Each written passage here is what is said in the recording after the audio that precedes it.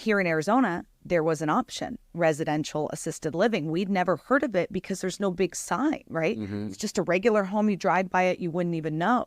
So we ended up purchasing our first existing facility or home with the intent to move my grandmother in. She passed before we could move her in, but we kind of fell in love with the industry. He ended up selling everything he was doing and going all in on this. And it was the first time in his real estate investing career that I was like, what are you doing? What's going on over there? And I started to take interest. And so the rest is really history.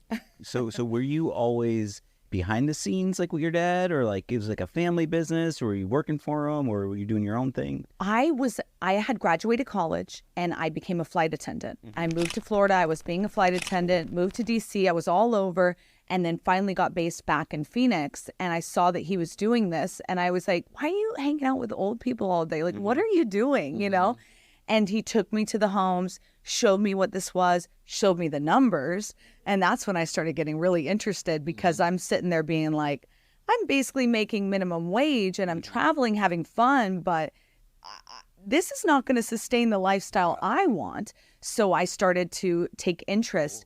That was probably 10 years ago. And then he was teaching and training people on it. And so I just started as his assistant and kind of worked my way in to become his like right-hand gal in the business. Wow. So before we go into like the education and teaching, so tell us about the business. What is Resident? For those that don't know, what is it? Yes, it is a single family home being used to house somewhere between 6 and 16 seniors. Here in the Arizona market, you're allowed to have 10 residents in a home.